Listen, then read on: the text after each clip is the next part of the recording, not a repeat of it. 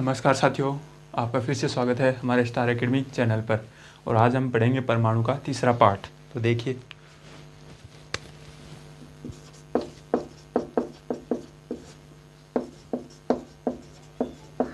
परमाणु संरचना भाग 3। इसमें हम देखेंगे कि जो जे थॉम्सन था, जे थॉम्सन का हमने परमाणु मॉडल पढ़ा था।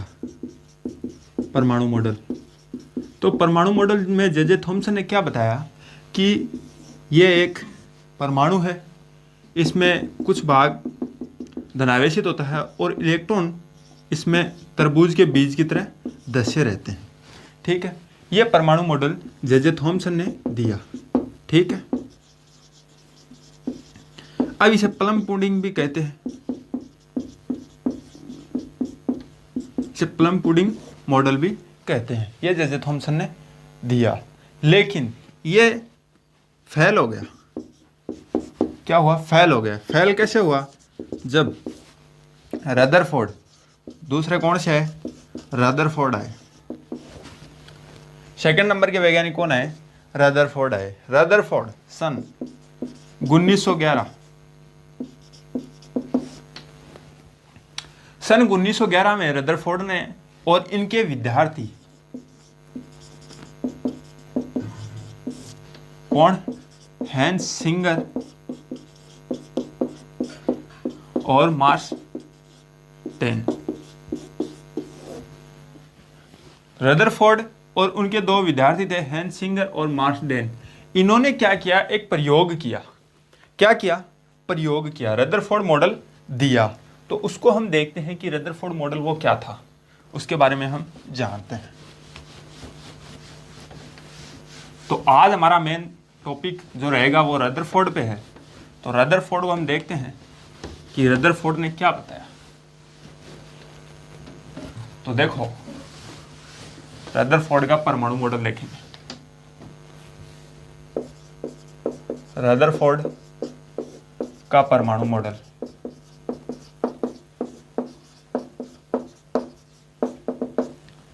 अब देखो, रदरफोर्ड का परमाणु मॉडल सन 1911 में दिया गया।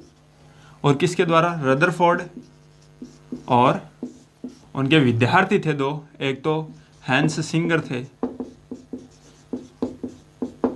और मार्सटेन।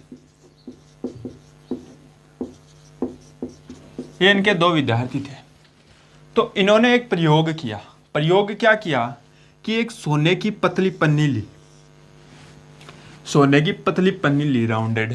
ठीक है, और यहां पे एक तत्व लिया, इससे अल्फा कण निकले। ये सोने की पतली पन्नी है।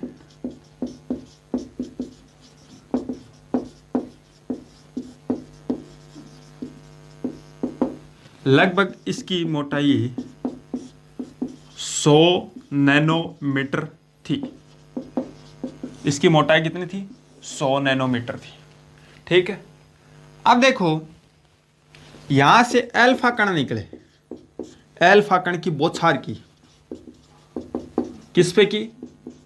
सोने की पतली पन्नी पर। अब अल्फा कणों की बौछार की। ये अल्फा कण हीलियम परमाणु थे, हीलियम परमाणु। इनकी बौछार की तो रदरफोर्ड ने क्या देखा कि कुछ किरणें सीधी निकल गई, कुछ किरणें, देखो निष्कर्ष निकाला इन्होंने। यह प्रयोग करके इन्होंने क्या क्या निष्कर्ष निकाला? पहला निष्कर्ष है कि कुछ किरणें, कुछ क्या, अधिकतर ही मान ले हम कि अधिकतर किरणें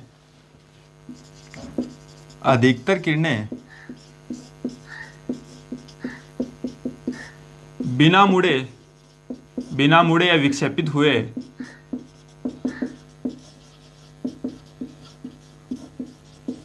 सीधी निकल गई।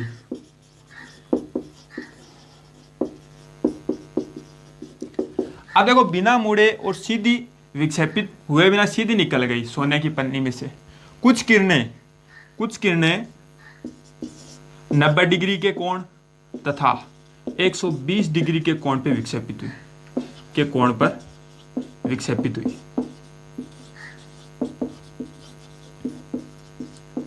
आप देखो कुछ किरणें 90 और कुछ 120 डिग्री के कोण पे विक्षेपित हो गई। अब उन्होंने देखा कि 20,000 किरणों में से 20,000 किरणों में से एक किरण ऐसी थी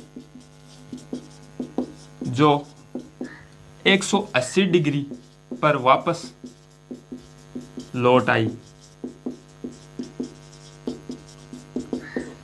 उन्होंने क्या देखा प्रयोग में कि लगभग 20,000 किरणें उन्होंने बौछार करवाई किस पे, सोने की पतली पन्नी पे। तो उनमें से एक किरण ऐसी थी जो एक सीधी गई और वापस 180 डिग्री के कोण पर उसी मार्ग में लौट आई। तो रदरफोर्ड ने बताया। अब क्या निष्कर्ष निकले, इस जो प्रयोग किया इसके परिणाम क्या थे, परिणाम देखते हैं हम। तो परिणाम में इन्होंने यह बताया कि जो परमाणु है उसका केंद्रक धनावेशित होता है। परमाणु का केंद्रक, परिणाम देखते हैं इसका हम। तो उन्होंने बताया कि परमाणु का केंद्रक धनावेशित होता है। अब देखो परमाणु का केंद्रक धनावेशित होता है। परमाणु का संपूर्ण द्रव्यमान केंद्र में होता है, केंद्र पर होता है। ठीक है, अब देखो परमाणु का संपूर्ण द्रव्यमान केंद्र पे होता है, परमाणु का केंद्रक धनावेशित होता है। ठीक है, ये इन्होंने बात बताई। और तीसरी बात ये बताई कि जो नाभिक है, नाभिक में क्या होते हैं, प्रोटॉन और न्यूट्रॉन। इनका क्षेत्रफल परमाणु के क्षेत्रफल से कम होता है। ठीक है, यह बताया। और उन्होंने यह बताया कि जो इलेक्ट्रॉन है वो क्या करते हैं, वर्ताकार कक्षाओं में चक्कर करते हैं। वर्ताकार कक्षाओं में चक्कर लगाते हैं।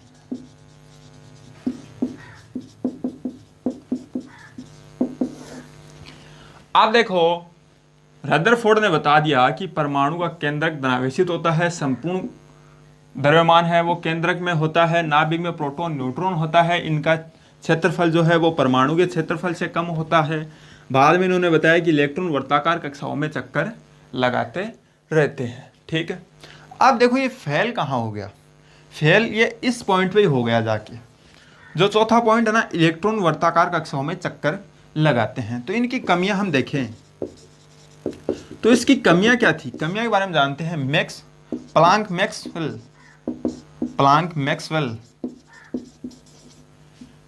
का सिद्धांत है।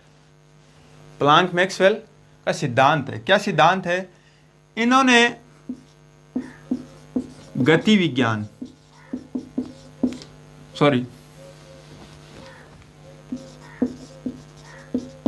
विद्युत विज्ञान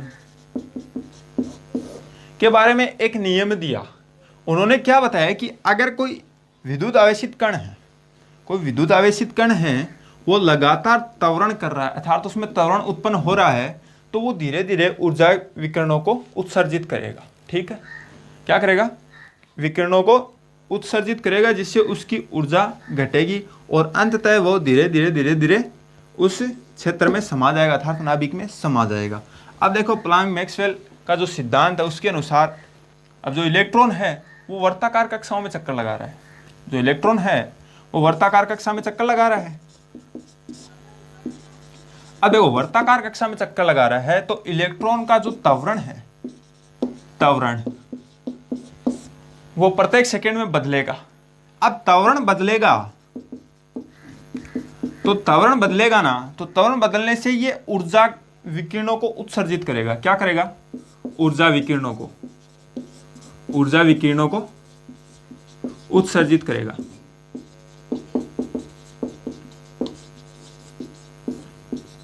अब ऊर्जा विकिरणों को उत्सर्जित करेगा ना ये, तो क्या होगा कि ऊर्जा में कमी आएगी, ऊर्जा में कमी आएगी।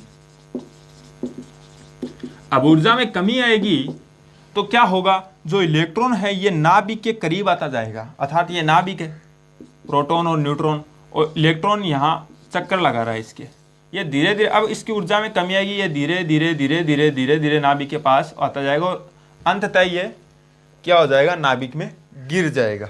ठीक है, ऊर्जा में कमी आएगी तो नाभिक में गिरेगा।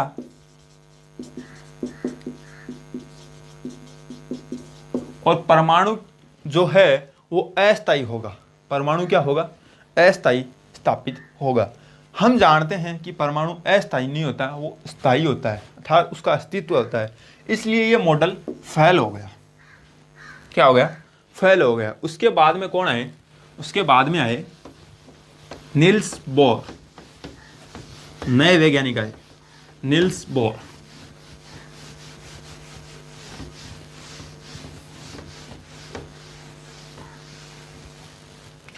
अब देखो अगला वैज्ञानिक आए नील्स बोर।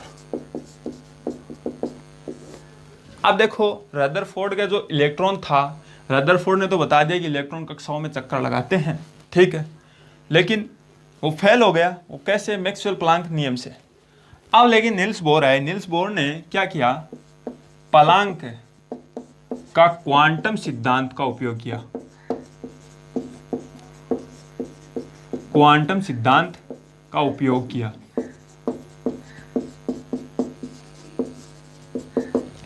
अब प्लांक ने क्या किया, क्वांटम सिद्धांत का उपयोग किया और क्या बताया, देखो प्लांक ने बताया, सॉरी नील्स बोर ने बताया कि इलेक्ट्रॉन चक्कर तो करते हैं, इलेक्ट्रॉन नाभिक के चारों ओर चक्कर तो करते हैं, चक्कर लगाते हैं, ठीक है, लेकिन निश्चित कक्षाओं में लगाते हैं, लेकिन निश्चित कक्षाओं में तथा निश्चित ऊर्जा में लगाते हैं।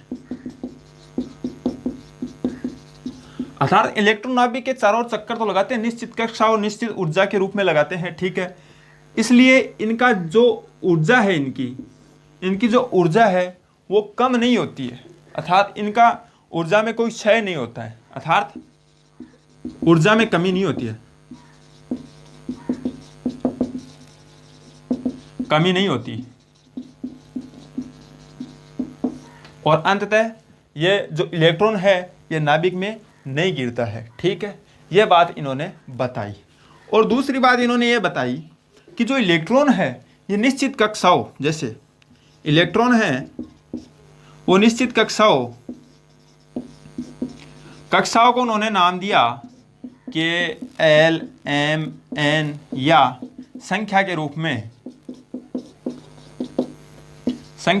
क्या दिया, 1 2 3 4 ऐसे इन्होंने नाम दिया कि निश्चित ऊर्जा का इलेक्ट्रॉन निश्चित कक्षा में ही चक्कर लगाएगा, ठीक है, ये बात इन्होंने बताई। तीसरी बात इन्होंने ये बताई कि जो इलेक्ट्रॉन नाभिक के चारों ओर चक्कर लगाएगा, इलेक्ट्रॉन नाभिक के चारों ओर चक्कर लगाएगा, ठीक है। अब इलेक्ट्रॉन नाभिक के चारों ओर चक्कर लगाएगा तो उसको अभिकेंद्रीय बल चाहिए। क्या चाहिए, अभिकेंद्रीय बल। तो अभिकेंद्रीय बल इसको मिलेगा विद्युत आकर्षण बल से। इलेक्ट्रॉन को अभिकेंद्रीय बल विद्युत आकर्षण बल से मिलेगा। नाभिक और इलेक्ट्रॉन के बीच में क्या होगा, विद्युत आकर्षण बल होगा, और विद्युत आकर्षण बल होने के कारण उसे जो अभिकेंद्रीय बल है वो प्रतिसंतुलित हो जाएगा।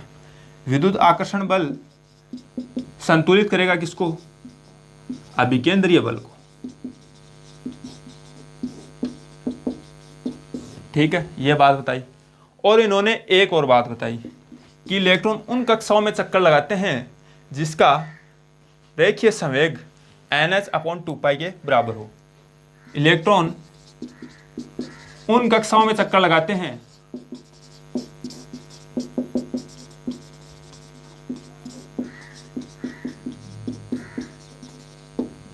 जिनका रेखीय संवेग रेखीय संवेग MVR किसके बराबर हो, NH/2 के बराबर हो, और n का मान है 1 2 3 बराबर पूर्णांक गुणक हो। ठीक है, ये बात इन्होंने बताई। ठीक है, अब इन्होंने आगे क्या बताया उसके बारे में समझते हैं।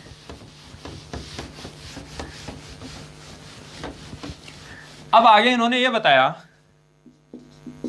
कि जो इलेक्ट्रॉन है उनकी ऊर्जाओं में परिवर्तन होता है। कब होता है इलेक्ट्रॉन की ऊर्जा में परिवर्तन?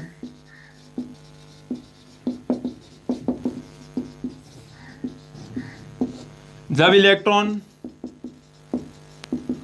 उच्च ऊर्जा से निम्न ऊर्जा में आता है, ऊर्जा के कक्ष को में आता है, तो ऊर्जा का उत्सर्जन करता है। क्या करता है? ऊर्जा का उत्सर्जन करता है, और निम्न से ऊपर जाएगा। अब देखो, यह ऊर्जा का कक्षक है। ठीक है, अब इलेक्ट्रॉन यहां से इस उच्च ऊर्जा कक्षक में जाएगा तो इलेक्ट्रॉन को ऊर्जा को अवशोषित करेगा। क्या करेगा? ऊर्जा को अवशोषित करेगा, और इलेक्ट्रॉन यहां से इस कक्षा में आए, अर्थात ये निम्न कक्षा का निम्न ऊर्जा का कक्षक है। ठीक है, और ये उच्च ऊर्जा का कक्षक है। तो जब इलेक्ट्रॉन निम्न ऊर्जा से उच्च ऊर्जा में जाएगा तब ये ऊर्जा का अवशोषण करेगा। ठीक है, और उच्च ऊर्जा से निम्न में जाएगा तब ऊर्जा का उत्सर्जन करेगा।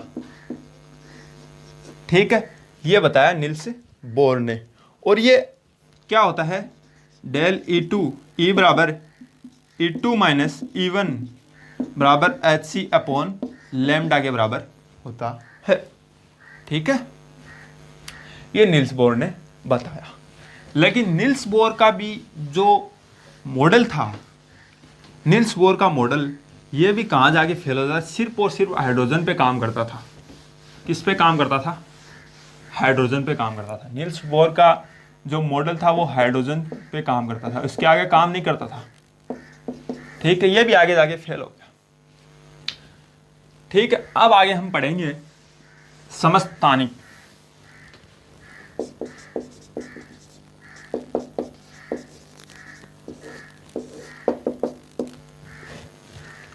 ठीक है, समस्थानिक से पहले हम थोड़ा सा वो देख लें, परमाणु संख्या, उसके बारे में समझ ले तो समस्थानिक अच्छे से समझ में आएंगे। तो परमाणु संख्या या परमाणु क्रमांक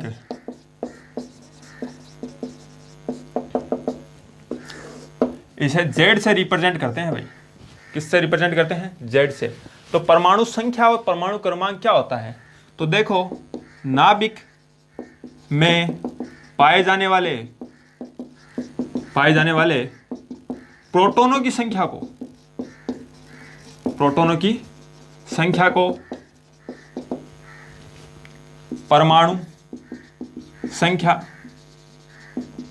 या परमाणु क्रमांक कहते हैं।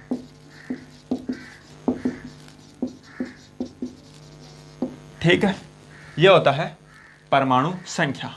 ठीक है, उसके बाद में हम आ जाते हैं किस पे?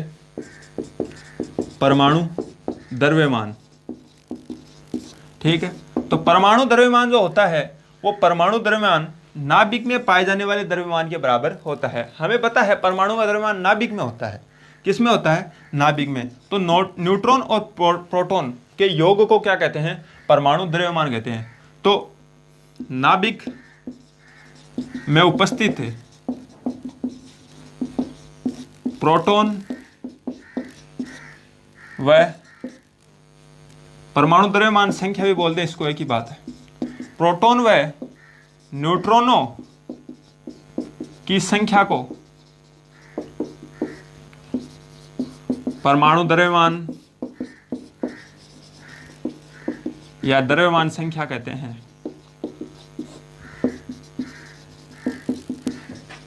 तो देखो परमाणु संख्या है, परमाणु संख्या किसे कहते हैं? नाभिक में उपस्थित प्रोटॉनों की संख्या को ही क्या कहते हैं? परमाणु संख्या कहते हैं।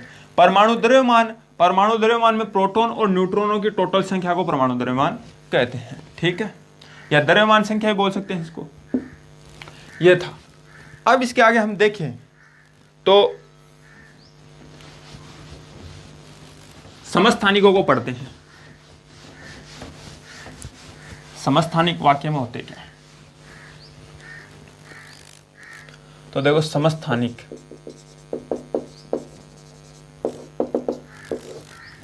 समस्थानिक क्या है? तो देखो समस्थानिक होते हैं वे जिसमें न्यूट्रॉन और प्रोटॉन की संख्या, न्यूट्रॉन और प्रोटॉन की संख्या क्या हो? अलग अलग हो। ठीक है, न्यूट्रॉन और प्रोटॉन की संख्या अलग अलग होगी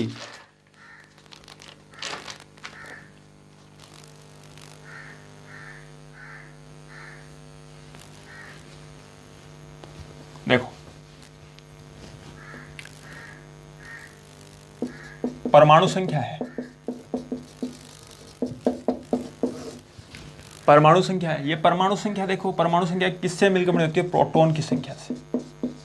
प्रोटॉन की संख्या को क्या कहते हैं? परमाणु संख्या कहते हैं। प्लस इलेक्ट्रॉन की संख्या, ये परमाणु की संख्या के बराबर ही होता है इलेक्ट्रॉन की संख्या। तो समस्थानिक वे होंगे जिनमें प्रोटॉनों की संख्या और इलेक्ट्रॉनों की संख्या तो क्या होगी? समान होगी, लेकिन न्यूट्रॉनों की संख्या, न्यूट्रॉनों की संख्या भिन्न होगी, समस्थानिक कहलाते हैं। आप देखो इसको एक रूप और भी दे सकते हैं कि परमाणु संख्या समान और न्यूट्रॉनों की संख्या भिन्न होगी तो द्रव्यमान संख्या हो गई है, द्रव्यमान संख्या असमान होगी। ठीक है, तो हम सीधी परिभाषा बना सकते हैं कि कोई भी तत्व है उसमें परमाणु की संख्या तो समान है और द्रव्यमान संख्या क्या है? असमान है, तो वे समस्थानिक कहलाते हैं। क्या कहलाते हैं? समस्थानिक कहलाते हैं। समस्थानिकों में न्यूट्रॉनों की संख्या भिन्न होती है और हाइड्रोजन के 3 समस्थानिक पाए जाते हैं। हाइड्रोजन के 3 समस्थानिक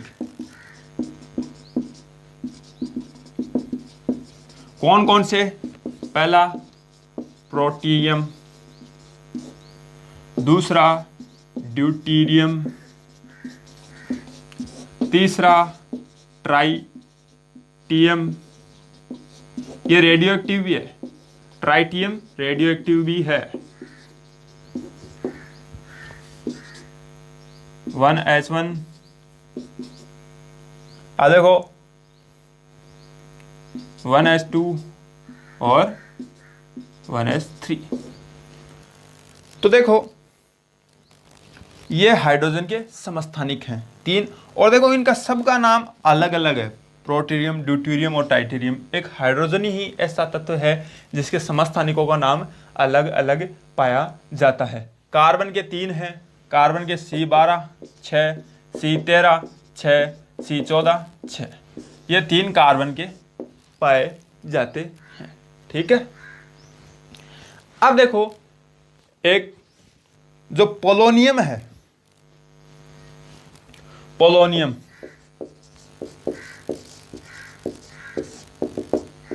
पोलोनियम के सबसे ज्यादा समस्थानिक उपस्थित हैं। पोलोनियम के सबसे ज्यादा समस्थानिक उपस्थित हैं।